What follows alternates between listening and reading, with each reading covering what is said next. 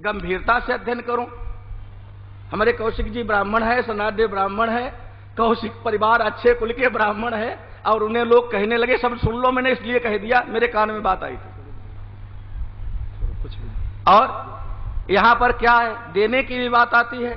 लोग कहते हैं कि हमारे मंच से, हम देखते हैं नेता लोग ज्यादा करते हैं, नेता लोगों का एक सिद्धांत होता है, कोई उठ के आ जाएगा हमारे मंच से अलाउंस कर देगा, कौशिक जी से भी करवा देगा, हम ब्लैंक चेक दे रहे हैं, जितना इतना हो उतना भर लेना। उस बैलेंस हो गई नहीं, उसमें बैलेंस मैं देखता हूं, मैं राजनीतिक जो लोग आते रहते हैं हमारे पास, मैं देखता हूं घोषणा कर जाएंगे कि हमारे तरफ से 11 लाख रुपए, हमारे तरफ से इतना, एक ब्लैंक चेक दे दिया, चेक का जमा करने जाओगे तो पता लगेगा बैलेंस में तो जीरो है ही नहीं।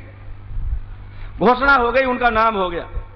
तो सज्जनों, यज्ञ हो, यज्ञ से होगी वर्षा, यज्ञ से वर्षा होगी, यज्ञात भवति पर्जन्य, यज्ञ से वर्षा होगी। और वर्षा से जैसे बता रहे, अभी ऊर्ध्वमूल को बता रहे आप, ऊर्ध्वमूल, यज्ञ से वर्षा होगी। अब यज्ञ कैसे होगा, यज्ञ कैसा होगा, यज्ञ होगा कर्म से। कर्म का निर्धारण कौन करेगा, हम आप सब लोग करेंगे? नहीं नहीं, हम आप अगर करेंगे, ये लोग राजनीतिक लोग, नेता लोग करने लगेंगे, केंद्र सरकार कह देगी कि हाँ वो नहीं है, यज्ञ नहीं होगा, या यज्ञ इस प्रकार करो, हमारे अनुसार करो, या प्रधानमंत्री जी हमारे कहीं बोले ही जाए, यद्यपि गूंगे हैं, यदि वो बोल जाए कहीं, वो कह दें कि यज्ञ ऐसे करो, तो उनके अनुसार करोगे तो कोई काम नहीं होगा। कर्म कहां से होगा, कर्म होगा ब्रह्म से। ब्रह्म माने वेद, ब्रह्म कर्म समुद्भवम, कर्म होगा, कर्म की उत्पत्ति होती है वेद से। अच्छा, वेद कहां से आएगा, वेद क्या चीज है, किसी पंडित की लिखी हुई पुस्तक नहीं। वेद क्या है, वेद अव्यय अनंत अखंड एक रस सच्चिदानंद घन की अभिव्यक्ति है, स्वरूप है। तो परब्रह्म परमात्मा से वेद की अभिव्यक्ति है, उससे वेद होगा। तो मूल क्या हो गया, परब्रह्म परमात्मा। इसीलिए कहा गया, सीधा चलेंगे तो परमात्मा, परमात्मा से वेद, वेद से कर्म, कर्म से यज्ञ, यज्ञ से पर्जन्य बादल, और बादल से वर्षा, वर्षा से अन्न, अन्न से प्राणी, ऐसे सृष्टि होती है। इसीलिए वेद कहते हैं यज्ञो वै विष्णु, यज्ञ निश्चित ही विष्णु है। विष्णु का अर्थ होता है वेष्टनाथ विष्णु, जो सब में लगा हुआ है। जैसे माला के प्रत्येक धागा को पिरोने वाला सूत होता है, ऐसे ही अंतर्यामी रूप से सब में जो विद्यमान है उसे कहते हैं विष्णु। जैसे बड़ा होता है, बड़ा कहते हैं दही बड़ा, बड़ा में चारों तरफ लिपटा हुआ होता है दही, है ना। इसी प्रकार जो चारों तरफ से सब में, सृष्टि में, अणु अणु में, अणु अणु में विद्यमान है, प्राणी मात्र में जो विद्यमान है, जीव मात्र में विद्यमान है, उसे कहते हैं विष्णु, वेष्टनाथ विष्णु। व्यापकत्वात् ब्रह्म, जो सब में व्यापक है वो ब्रह्म है, वेष्टित होने से विष्णु है, और यज्ञ विष्णु है।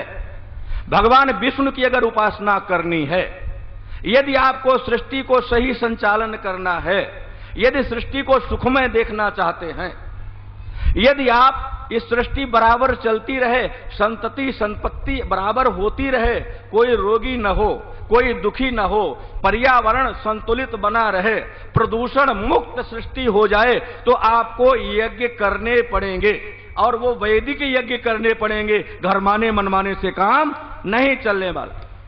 यहां पर यज्ञ हो रहा है, कितने ब्राह्मण हैं संख्या तो मुझे नहीं मालूम है, लेकिन सभी वैदिक ब्राह्मणों के द्वारा, सनातन पद्धति के द्वारा यज्ञ हो रहा। यज्ञो नारायण स्वयं, साक्षात नारायण यज्ञ हैं। यज्ञ में सज्जनों परमात्मा का दो प्रकार भोग लगता है। एक प्रकार भोग लगाने की प्रक्रिया इन हमारे सरकारों ने नष्ट कर दी, ब्राह्मणों के प्रति घृणा भर दी, ब्राह्मणों के प्रति इतनी घृणा भर दी, इतना जातिवाद फैला दिया। यद्यपि जाति को मानते नहीं, केंद्र में जब बैठेंगे, कानून बनाएंगे, तब जाति का नाम नहीं लेंगे, लेकिन टिकट जातिवाद पे देंगे। यहां कहेंगे जो जहां कौन जाति अधिक है उसको बढ़ावा देंगे, अपने आप जातिवाद को फैलाएंगे। ब्राह्मणों के प्रति घृणा भरो, ब्राह्मण माने बुद्धिजीवी, जिसके पास बुद्धि हो, वैदिक हो, तपस्वी हो, उनके प्रति घृणा भर दी। परमात्मा का भोग लगता है या तो ब्राह्मण के मुख से परमात्मा संतुष्ट होता है, प्रसन्न होता है, या अग्नि में स्वाहा स्वाहा करने से होता है, वेद मंत्रों के द्वारा, पुरुष सूक्त के द्वारा पुरुष की आराधना हो। तो अब एक के प्रति यदि घृणा हो गई है, चलो कोई बात नहीं है, यद्यपि यज्ञ से भी अधिक ब्राह्मणों की सेवा से परमात्मा संतुष्ट होता। ब्राह्मण कितने लोग यहां लगे, यज्ञिक भी हैं, और कितने ब्राह्मण और लोग हैं, इनकी सेवा हो, पूजा हो, भोजन चल ही रहा है। यज्ञ में आहुति, और आहुति देने में आप लोग हैं, सक्षम हैं, ज्यादा नहीं कर सकते हैं। जिनके पास कुछ नहीं है वो प्रदक्षिणा तो कर सकते, 4 परिक्रमा कर जाइए। देखो सज्जनों, लखनऊ में एक मस्जिद है, एक मस्जिद है लखनऊ में, उस मस्जिद में दानदाताओं की सूची लिखी हुई है, और उस सूची में सबसे पहले नाम है, उसके आगे लिखा है 4 आने। उस समय पैसे कम चलते थे, आना चलते थे, उसमें सबसे पहला नाम 4 आने वाले का है। नीचे नाम और हैं, 50,000, 20,000 ऐसे नाम भी हैं। मैं गया, मुझे संदेह हुआ, मैंने पूछा कि भाई हमारे यहां एक परंपरा बना दी गई, सबसे ज्यादा का नाम ऊपर आता है और सबका नीचे आता है, छोटे से छोटा नीचे आ जाता है, यहां की यह प्रक्रिया। उनसे मैंने पूछा ऐसा क्यों? बोले स्वामी जी ये इसलिए ऐसा यहां है कि ये व्यक्ति ने अपनी सर्वस्व लगा दिया था मस्जिद में। सर्वस्व कैसे लगाया? बोले 4 प्राणी थे, चारों ने संकल्प किया आज का पूरा जकात जितना का जितना दान है, हमारी संपत्ति होगी, आज की आय होगी, वो सारी की सारी हम मस्जिद को दान कर देंगे बनने के लिए।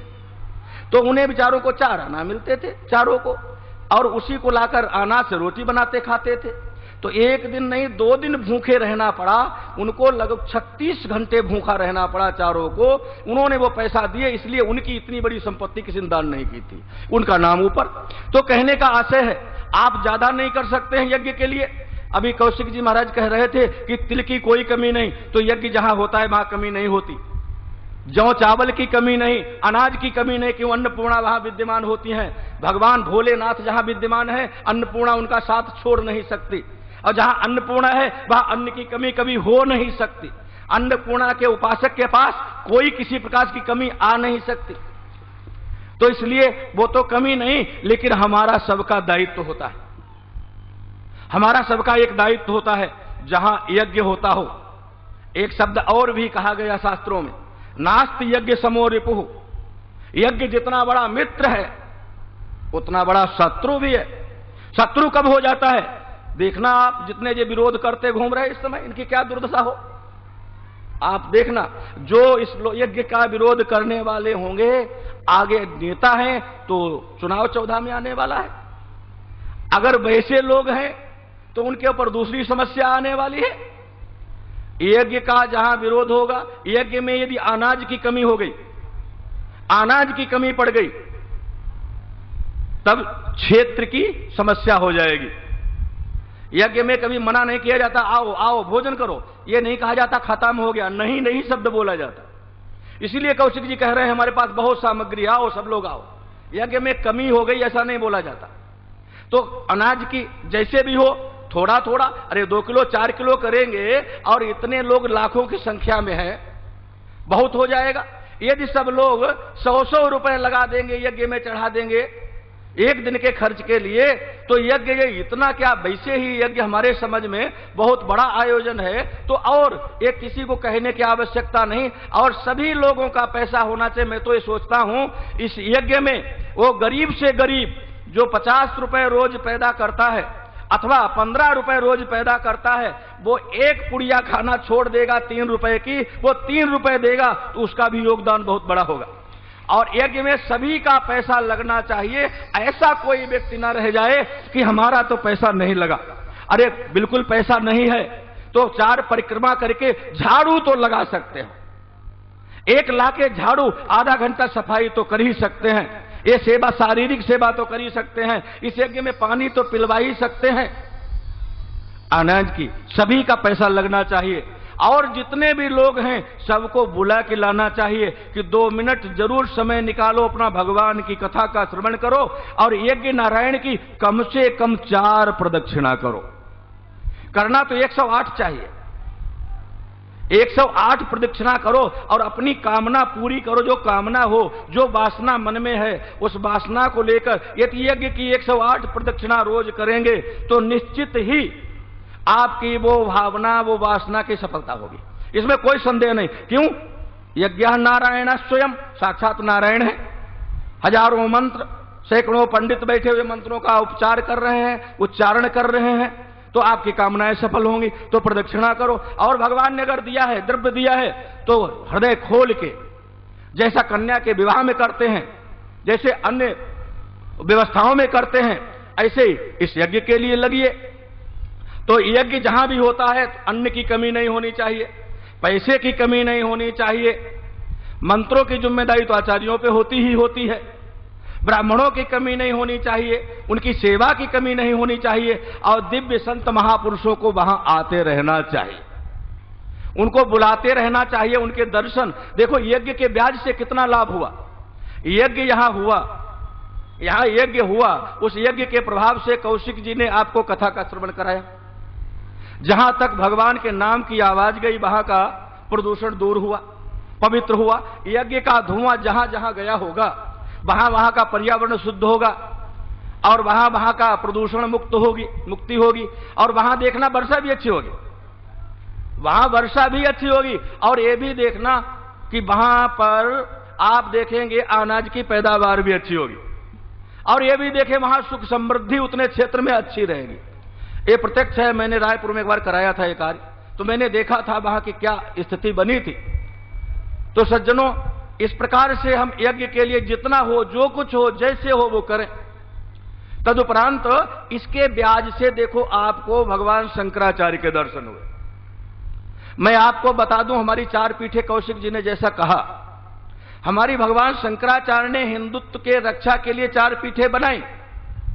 उन 4 पीठों में बद्रीनारायण में ज्योतिर्मठ बनाया, बद्रीनारायण में ज्योतिर्मठ, और जगन्नाथपुरी में गोवर्धन मठ, और पर्वत श्रृंखलाओं के बीच श्रृंगेरी में शारदा श्रृंगेरी, और द्वारिका में द्वारिका शारदा मठ बनाया, श्रृंगेरी शारदा बनाया। उसके 4 शंकराचार्य नियुक्त किए।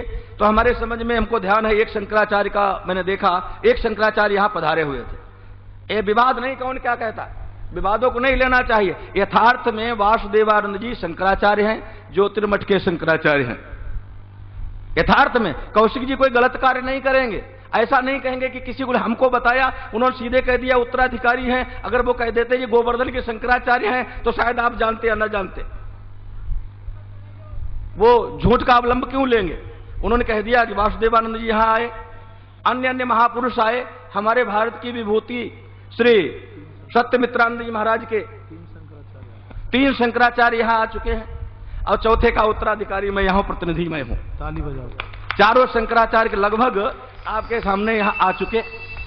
तो सज्जनों, ये यज्ञ की महत्व, और भी संत आएंगे, कौन कौन संत आएंगे वो तो ये लोग जाने। ये सब यज्ञ का महत्व है, आप सब लोग इसमें भाग ले रहे हैं। कल भगवान शिव के ऊपर, मेरा समय थोड़ा रहेगा, कल शाम को निकलना है। कल भगवान शिव के शिवलिंग का महत्व क्या है। इच्छित फल बिनु शिव अवराधे, लहाइन कोटि जोग जप साधे। यदि कोई भी कामना है, कोई भी भावना है, तो पार्थिव लिंग की पूजन करना पड़ेगा।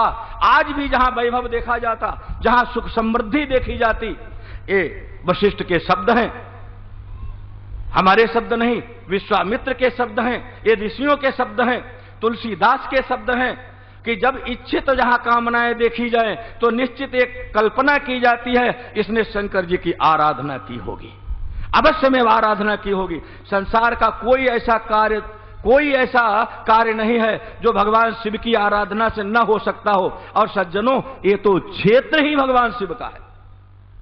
ये मध्य भारत, ये नार्मद क्षेत्र पूरा, ये भगवान शिव का क्षेत्र है। और यहां शंकर जी की आराधना, और वो भी शिवरात्रि पर्व पर।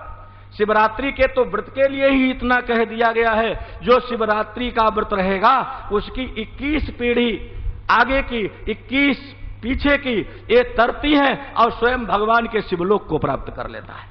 वो व्रत का महत्व है। तो शायद आप सभी लोग एक दिन तो शिवरात्रि का 20 तारीख का व्रत रहेंगे ही रहेंगे।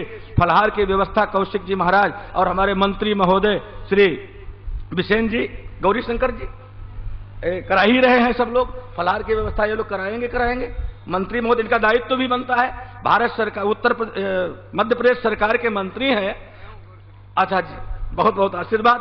गौरी शंकर जी, आपकी तरफ से सारी व्यवस्थाएं, फलहार उसकी सब व्यवस्थाएं, यज्ञ की पूरी व्यवस्था। यद्यपि शासन को, पूरा मध्य प्रदेश शासन को सारा भाग ये लेना चाहिए था, आपके शिवराज को भी आना चाहिए था और आके यहाँ कहें यज्ञ का खर्चा पूरा मेरा है, मध्य प्रदेश सरकार का है। समझे? जनता का है पूरा। अरे सरकार जनता की है, सरकार आपकी नहीं है। आप जनता के हैं, सरकार जनता की है। ये घोषणा होना चाहिए। जहां धार्मिक लोग होते हैं वहां धर्म होता है। तो बहुत अच्छा है, बहुत आशीर्वाद है। और भगवान, अभी कौशिक जी के मुंह से एक शब्द निकल गया, मैंने ध्यान दिया, आप लोगों ने ध्यान नहीं दिया होगा। भारत सरकार के मंत्री श्री गौरी शंकर जी, आप मध्य प्रदेश सरकार के हैं, लेकिन ये शब्द इनके मुख से निकला, मुझे ध्यान है उसका। भारत सरकार के मंत्री और भारत सरकार का कैबिनेट मंत्री, अब कौन मंत्री हो, गृह मंत्री हैं या आप दूसरे मंत्री हैं, वो आप जाने। आगे अभी मध्य प्रदेश के हैं और अभी मध्य प्रदेश में भी बहुत कम बाकी है। इसके लिए आशीर्वाद आपके लिए है। और बहुत अच्छा कार्य चल रहा, आपकी सरकार का भी बहुत अच्छा कार्य चल रहा। यहाँ भी आपका योगदान, हम तो इतना ही मानते हैं, आपका यहाँ आना, इसमें भाग लेना अवश्य में, आपका सहयोग जैसी व्यवस्थाएं हैं उसको देखते हुए लगता है आपका पूरा सहयोग है, इसमें पूरा योगदान इसमें है। लेकिन घबराइए मत, पैसे के लिए मत घबराइए। लोग स्विस बैंक में ले जाते हैं, आप तो भारत के लगाएंगे, आप देश के लिए लगाएंगे। जो भी है देश का पैसा देश में लगेगा, सरकार से कराएंगे और अच्छा कराएंगे आप। और शिवराज को भी शिवरात्रि के लिए उनको भी बुलाइए। यहाँ आए, उत्तर प्रदेश चुनाव में आने वाले हैं। उत्तर प्रदेश में गए हुए हैं, उत्तर प्रदेश में चुनाव चल रहे हैं इस समय। वहां पर ज्यादा हमारे पास भी समय नहीं, कुछ आते रहते लोग आशीर्वाद लेने वाले, उनको आशीर्वाद देना पड़ता है। कुछ को जबरदस्ती देना पड़ता है, कुछ को राजी से देना पड़ता है। तो सज्जनों, इस प्रकार से यज्ञ और शंकर जी की आराधना के विषय में मैं कल विशेष बताऊंगा। लेकिन कोई भी कामना हो, रावण को भी रावण बनने के लिए भगवान शिव की आराधना करनी पड़ी। कंस को कंस बनने के लिए भगवान शिव की आराधना करनी पड़ी। और हमारे देश का, हमारे विश्व का सर्वप्रथम आतंकवादी जो था, पहला आतंकवादी, हमारे विश्व का प्रथम आतंकवादी का नाम आप लोग नहीं सुना होगा, नहीं जानते होंगे। आतंकवाद कोई नया नहीं है। कभी कभी तो आतंकवादियों का शासन सरकार हो जाती है, कभी कभी आतंकवादियों की सरकार आजकल भी है। पूरी केंद्र सरकार आतंकवादियों का गढ़ बनी हुई है, पूरा, सबके सब लुटेरे डाकू बैठे हुए। एक भी ईमानदार नहीं, एक भी स्वप्न में ईमानदार नहीं। यदि ईमानदार होता तो लोकपाल बिल पास हो जाता है। सज्जनों, सबसे पहले आतंकवादी का नाम था हिरण्यकशिपु। हिरण्यकशिपु से पहले आतंकवादी नहीं पैदा हुए थे। दूसरा नाम था हिरण्याक्ष, जो भगवान के ही पीछे पड़ गए। उन्होंने भी तपस्या के लिए भगवान शिव की आराधना की और सैकड़ों वर प्राप्त करने के लिए। क्यों? भगवान का नाम एक भोले बाबा है। इन्हें होश नहीं रहता, इनको होश नहीं रहता कि मांगने वाला मांग क्या रहा है। क्यों? भाव्यु मेट सकहि त्रिपुरारी, भाव्यु मेट सकहि त्रिपुरारी, भाग्य में कंगाली लिखी है। यदि व्यक्ति उस कंगाली को दूर करना चाहता है तो वो नियम ले ले कि हम भगवान शिव की आराधना करेंगे इसी जन्म में। आगे जन्म की कोई बात नहीं, पता नहीं मर के कहां जाओगे, लेकिन इसी जन्म में फल मिलना चाहिए। धर्म का फल इसी जन्म में हो तो निश्चित ही भगवान शंकर की आराधना करने से बड़ी से बड़ा रोग, मुंबई तक के डॉक्टर जब कह देते हैं हमारे बस का नहीं, अब घर ले जाओ सेवा करो, तब कहते हैं अब तो महामृत्युंजय से काम चलेगा। तब भगवान शंकर जी की आराधना करनी होती है। और आज आपके यहां 11 करोड़, 11.5, 11 करोड़, 11 करोड़ 500 ये पार्थिव लिंग की आराधना हो रही है। आप भी भाग लें। कम से कम गिरी हालत में 1100 आप भी बनाएं, अब बना के पूजन कराएं। जो स्थिति हो वैसे पूजन करें इसे अवसर पर। अवश्य में आप सबकी आकांक्षाएं सफल होंगी, कामनाएं पूरी होंगी, आपकी आदि व्याधि सब दूर होंगी और क्षेत्र समृद्ध होगा, खुशहाल होगा। इसी के साथ हमारा आशीर्वाद। आज की वाणी को हम यहां विराम देते हैं। शेष कल थोड़ी देर वृंदावन बिहारी लाल की बोलिए। यज्ञ पुरुष भगवान की अनंत श्री भूषित पूज्य स्वामी श्री रामदेवानंद सरस्वती जी महाराज ने अपने दिव्य उद्बोध के द्वारा हमारे और आपके ऊपर कृपा का वर्षण किया। उन्होंने कहा बहुत से लोगों ने इस आयोजन का विरोध किया होगा। ये तो मैं समझ सकता हूँ इस आयोजन का कितना विरोध हुआ, श्री गौरी शंकर बिसेन जी समझ सकते हैं, और भी हमारे परिकर के लोग जो इस आयोजन में 3 महीने पूर्व से लगे हुए हैं वो समझ सकते हैं इस आयोजन का कितना विरोध हुआ है। ये व्यासपीठ से मैं सच कह रहा हूँ, मेरे सामने वो स्थिति आई है कि मेरी जगह पर कोई और होता तो स्थान छोड़ करके भाग जाता। वो लोग अपनी इतनी गंदी हरकतों पर नीचे उतर के आ गए। व्यासपीठ से मैं बोल दूं तो आप मेरी हिम्मत की बड़ाई करोगे, आप मुझे साहस दोगे कि इतने पर भी महाराज जी आप कैसे खड़े रहे।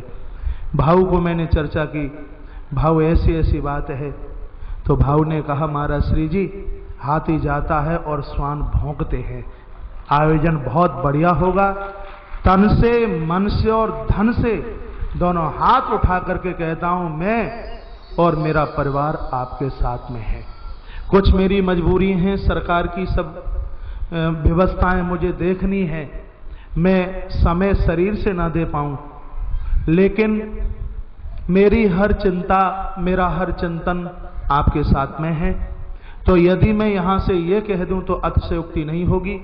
इस विराट आयोजन में कैबिनेट मंत्री श्री गौरी शंकर बिसेन जी के द्वारा 4 चांद लगे हुए हैं, ये बिल्कुल अतिशयोक्ति नहीं है। आपको अच्छा लगे या बुरा लगे, मैंने पूर्व से कहा कि हम पार्टी के हैं, हम हर जाति के हैं, लेकिन मैं ये जरूर कहूंगा कि भारतीय जनता पार्टी ने सदैव संत समाज का, महापुरुषों का आदर करना सीखा है। जितना भी संतों का मान सम्मान आप सब पढ़े लिखे हैं, आपने बिल्कुल समझ रखा है। मैं किसी का विरोधी नहीं हूं, लेकिन इस खुले मंच से कहूंगा कि कांग्रेस ने सदैव संत समाज का अपमान करना सीखा है। पहले गद्दी पर रहने वाला धृतराष्ट्र सिर्फ अंधा था, आज भारत सरकार की गद्दी पर बैठने वाला आदमी अंधा भी है और बहरा भी है, अंधा भी है और बहरा भी है। और उनके अनुयायी जब ये खुरापात करते हैं, पत्रों के द्वारा वो खुरापात आप सबने सुनी होगी, मेरी जाति के ऊपर आलक्षण लगाया गया। इसमें ऐसे कितने लोग बैठे हुए हैं जो मेरी जन्मभूमि तक पहुंचे हुए हैं, और उनमें ब्राह्मण वर्ग भी है।